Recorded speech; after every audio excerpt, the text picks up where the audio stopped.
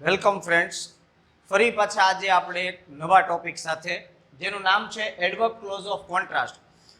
Contrast બે વિરોધાભાસી વાક્યો જોડવા માટે, જે શોઈંગ કોન્ટ્રાસ્ટ તરીકે પણ અથવા એક્સપ્રેસિંગ કોન્ટ્રાસ્ટ તરીકે પણ ઓળખાય છે. એક્ઝામની અંદર આ પ્રશ્ન જે છે એ ફંક્શન ઓળખાવો તરીકે, ઉપરાંત કમ્પ્લીટ ધ સેન્ટેન્સ વાક્ય પૂર્તિ માટે અને રિસ્પોન્ડ ટુ ધ સેન્ટેન્સ ત્રણ રીતે પૂછાય છે. હવે આ ફંક્શનનો ઉપયોગ શું છે? તો કે આ ફંક્શનનો ઉપયોગ બે વિરોધાભાસી વાક્યોને જોડવા માટે થાય છે. બે વિરોધાભાસી વાક્યોને જોડવા, પરસ્પર બંને વાક્યો એકબીજાથી વિરુદ્ધ હોય ત્યારે આ ફંક્શનનો ઉપયોગ થાય. હવે આ ફંક્શનમાં આવે શું શું? તો આ ફંક્શનની અંદર ધો, ત્યારબાદ although, even though, even if, however, as, yet, still, but, in spite of અને ડિસ્પાઇટ, આટલી વસ્તુનો સમાવેશ થાય છે. હવે આપણે આ બધા જે છે એની રચના પ્રમાણે અલગ અલગ અભ્યાસ કરવાનો છે. સૌથી પહેલા આપણે જોઈએ તો અહીંયા લખેલું છે though, although, even if, however અને એઝ. સૌથી પહેલા શરૂઆત કરીએ આપણે તો રચના કઈ રીતના બને છે, વાક્ય કઈ રીતના બને છે. તો સૌથી પહેલા આપણે જોઈએ તો ધો, એની જગ્યાએ તમે ઓલ્ધો પણ મૂકી શકો, ઓલ્ધોની જગ્યાએ ઇવન ધો પણ મૂકી શકો, ઇવન ધોની જગ્યાએ ઇવન ઇફ પણ મૂકી શકો. આ બધાયની રચના એક સરખી છે એટલા માટે આપણે એને એક સાથે લઈ લીધા.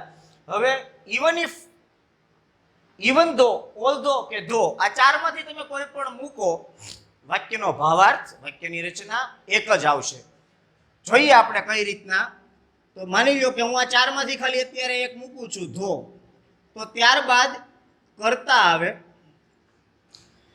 ધો પછી કર્તા, કર્તા પછી આવે ક્રિયાપદ, ક્રિયાપદ પછી આવે વિશેષણ, ત્યારબાદ અલ્પવિરામ અને ત્યારબાદ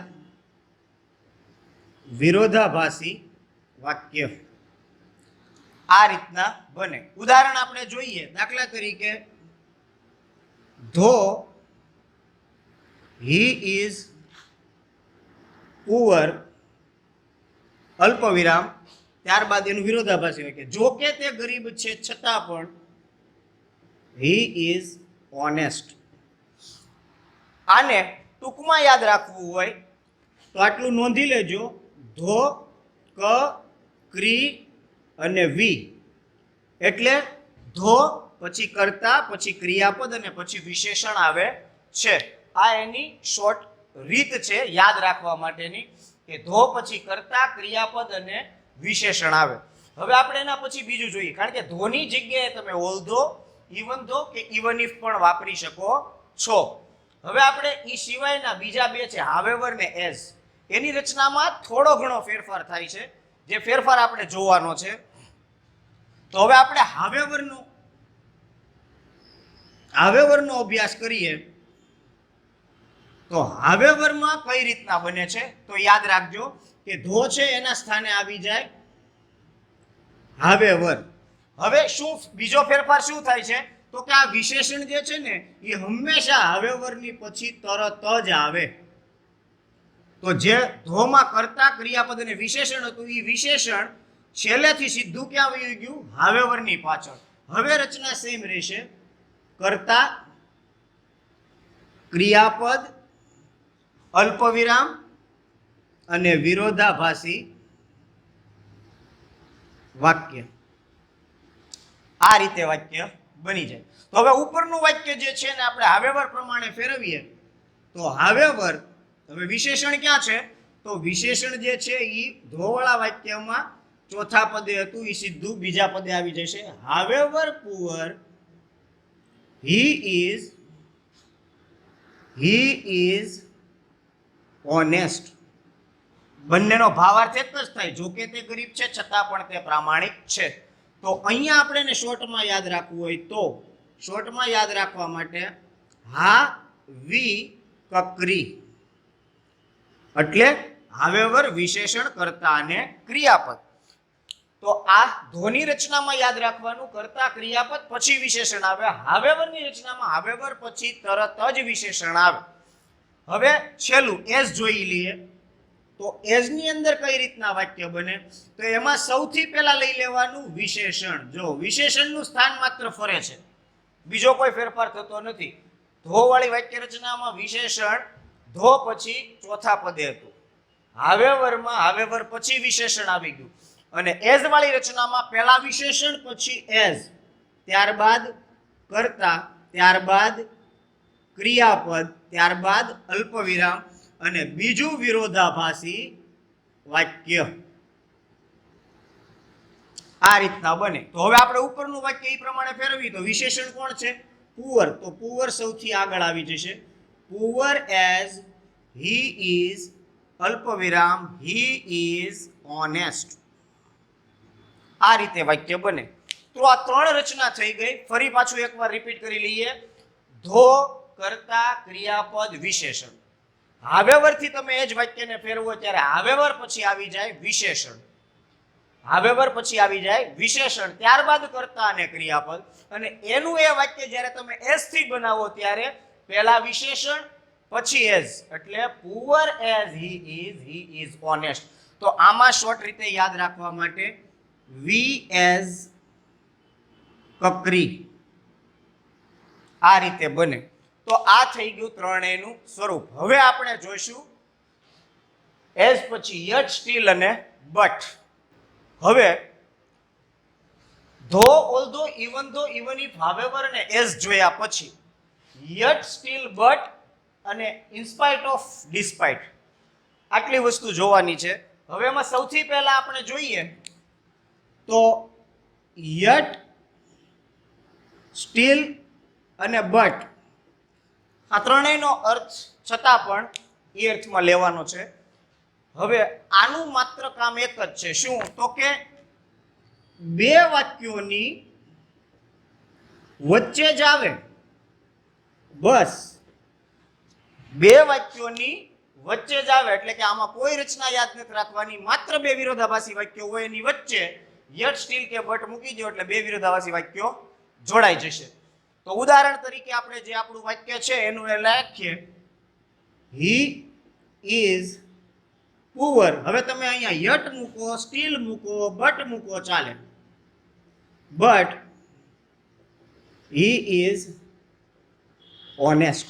આ રીતના વાક્ય બને. હવે યટ, સ્ટીલ અને બટ આ ત્રણેય જે છે એ વાક્યમાં કોઈ ફેરફાર કરે નહીં, માત્ર બે વાક્યોની વચ્ચે આવી જાય.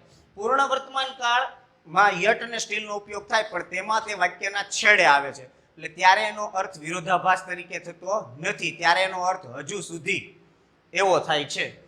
હવે એના પછી આપણે જોઈએ ઇનસ્પાઇટ ઓફ અને ડિસ્પાઇટ. તો ઇનસ્પાઇટ ઓફ અને ડિસ્પાઇટ આ બંને વચ્ચે તફાવત એટલો છે કે ઇનસ્પાઇટ પછી ઓફ આવે, ડિસ્પાઇટ પછી ઓફ આવે નહીં.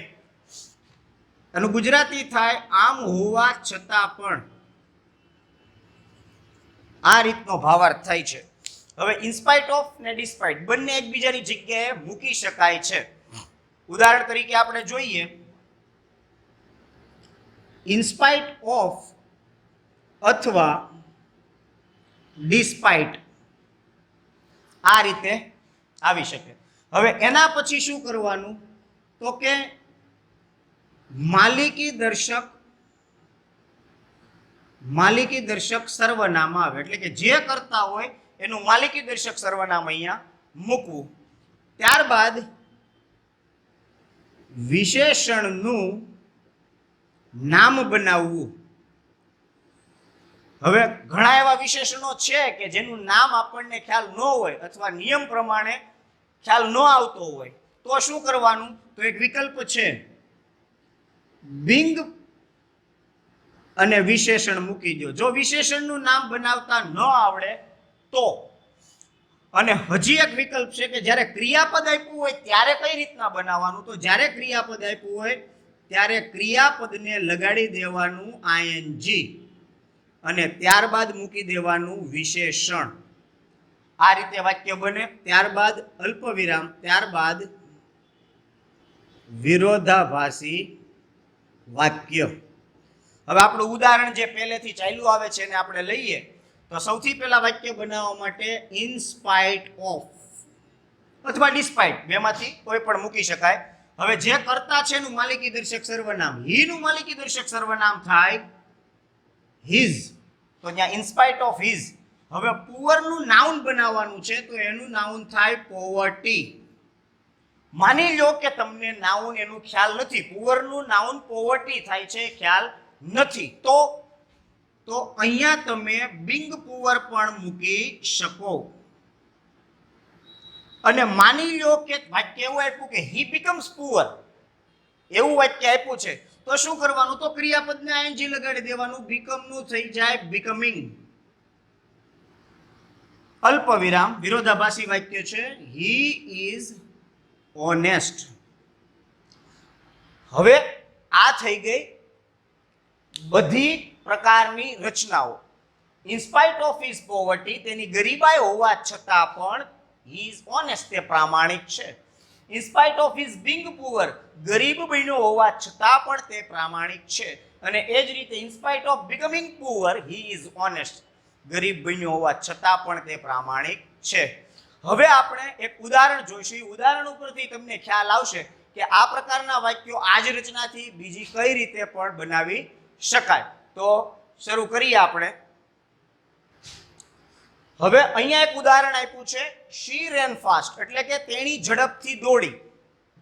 બીજું વાક્ય છે she could not win the race, તેણી રેસ જીતી શકી નહીં. જો આ બે વિરોધાભાસી વાક્યો છે, ઝડપથી દોડી છતાં પણ રેસ જીતી શકી નહીં. હવે આપણે આ બધા જ ઉદાહરણો જે છે, બધા જ ફંક્શન્સ છે, એનાથી આપણે આ વાક્યને બનાવી જોઈએ. તો સૌથી પહેલું મેં કીધું તું ધો. ધોમાં શું કરવાનું? તો કે વાક્યની શરૂઆતમાં મૂકી દેવાનું ધો, પછી કર્તા મૂકવાનો એટલે કોણ આવશે? શી. ત્યારબાદ ક્રિયાપદ મૂકવાનું એટલે કોણ આવશે? રેન. પછી વિશેષણ મૂકવાનું એટલે કોણ આવશે? ફાસ્ટ. અહીંયા મૂકી દેવાનું અલ્પવિરામ. આ પૂર્ણ વિરામ જે છે એની જગ્યાએ અલ્પવિરામ, એટલે વાક્ય અધૂરું થઈ ગયું. હવે બીજું વાક્ય જે વિરોધાભાસી છે એ એમ નામ આવશે she could not win the race. આ ઉદાહરણ થઈ ગયું. હવે તમે ધોની જગ્યાએ ઓલ્ધો મૂકી શકો, ધોની જગ્યાએ ઇવન ધો મૂકી શકો અને ધોની જગ્યાએ ઇવન ઇફ પણ મૂકી શકો. માત્ર ધોનું સ્થાન લેશે, વાક્ય બાકીનું આવી જ રીતે આમનમ રહેશે. હવે એના પછી બીજું આવે છે હાવેવર. તો હાવેવર થી આપણે વાક્ય બનાવીએ ત્યારે શું કરવાનું? તો કે ધોની જગ્યાએ આવી જાય હાવેવર. હવે આ જે વિશેષણ છે એને આગળ લઈ લેવાનું એટલે હાવેવર ફાસ્ટ. કર્તાને ક્રિયાપદ મૂકવાના શી રેન. હાવેવર ફાસ્ટ શી રેન. બીજું વાક્ય વિરોધાભાસી છે એમને મૂકી દેવાનું she could not win the race. બે રીતે વાક્ય બની ગયું. એના પછી આવે છે એઝ. તો એઝમાં શું કરવાનું? વિશેષણ પહેલા લઈ લેવાનું. તો વિશેષણને પહેલા મૂકો એટલે ફાસ્ટ, પછી as she ran, she could not win the race. ત્રણ એ રીતે બની ગયું. ધો થી મૂકો ત્યારે કર્તા ક્રિયાપદ વિશેષણ, હાવેવર થી બનાવો ત્યારે હાવેવર વિશેષણ કર્તા ક્રિયાપદ, એસ થી બનાવો ત્યારે વિશેષણ એઝ કર્તા અને ક્રિયાપદ. ત્યારબાદ બીજું વિરોધાભાસી વાક્ય. હવે બનાવવાનું છે યટ, સ્ટીલ અને બટ થી. તો એમાં શું કરવાનું? પહેલું વાક્ય એમને મૂકી દેવાનું શી રેન ફાસ્ટ. શી રેન ફાસ્ટ. હવે તમે યટ મૂકો, સ્ટીલ મૂકો અથવા બટ મૂકો ચાલે. She ran fast but she could not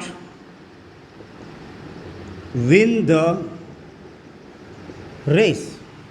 આ બની ગયું યટ, સ્ટીલ અને બટથી. બટના સ્થાને યટ કે સ્ટીલ પણ મૂકી શકાય. હવે આવે છે તેના પછી ઇનસ્પાઇટ ઓફ અને ડિસ્પાઇટ. તો ઇનસ્પાઇટ ઓફથી તમે જ્યારે વાક્ય બનાવો ત્યારે સૌથી પહેલાં મૂકવાનું ઇનસ્પાઇટ ઓફ, અથવા ઇનસ્પાઇટ ઓફ ન મૂકવું હોય તેના સ્થાને ડિસ્પાઇટ પણ મૂકી શકાય. ઇનસ્પાઇટ ઓફ. હવે જે કર્તા છે તેનું માલિકી દર્શક સર્વનામ. કર્તા કોણ છે? શી, શી, શી, શી. તો આનું માલિકી દર્શક સર્વનામ શું થાય? હર. હર પછી આવશે વિશેષણનું નામ બનાવવાનું, બરાબર. તો ઇન્સ્પાઇટ ઓફ હર, પણ આમાં વિશેષણનું નામ બનાવતા પહેલાં જોઈ લેવાનું, અહીંયા ક્રિયાપદ છે તો ક્રિયાપદને આઈએનજી લગાડીને મૂકી દેવાનું, એટલે થશે ઇન્સ્પાઇટ ઓફ હર રનિંગ, પછી વિશેષણ fast, she could not win the race.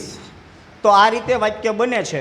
હવે જ્યારે આઈડેન્ટિફાઈ ધ ફંક્શન્સ તરીકે આ પ્રશ્ન પૂછાય ત્યારે તમારે વાક્યમાં ખાસ જોવાનું though, although, even though, even if, however, as, yet, still, but, in spite of કે ડિસ્પાઇટ આટલા આવતા હોય તો તમારે ફંક્શનમાંથી કૌંસમાંથી શોઈંગ કોન્ટ્રાસ્ટ અથવા એક્સપ્રેસિંગ કોન્ટ્રાસ્ટ છે અને વાક્યની સામે લખી નાખવાનું. કમ્પ્લીટ ધ સેન્ટેન્સ પૂછાય ત્યારે અડધું વાક્ય તમને આપ્યું છે, અડધું તમારે પૂરું કરવાનું. દાખલા તરીકે આ વાક્ય છે તો અહીંયા અંડરલાઈન કરીને ખાલી જગ્યા આપી હોય આ રીતે, અને કૌંસમાં કીધું હોય complete the sentence with showing contrast,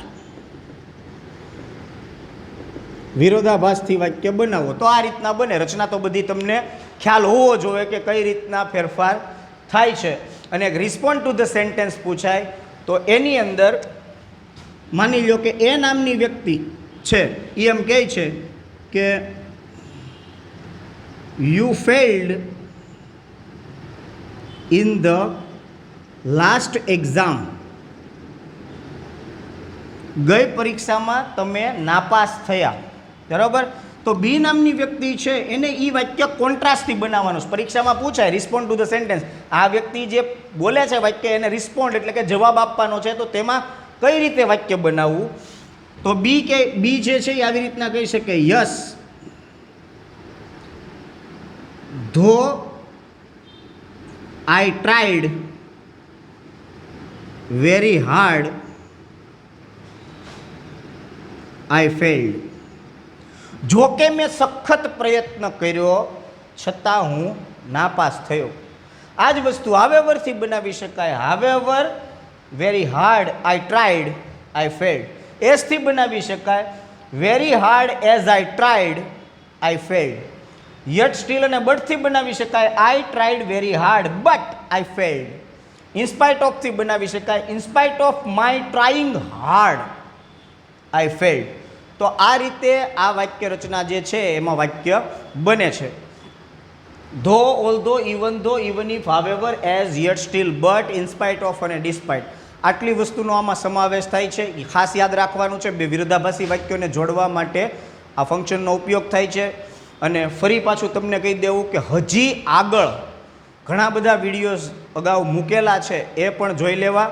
અને હજી જો ચેનલ સબસ્ક્રાઈબ ન કરી હોય તો કરી લેવી, અને આ વિડીયો ગમે તો લાઈક આપવી.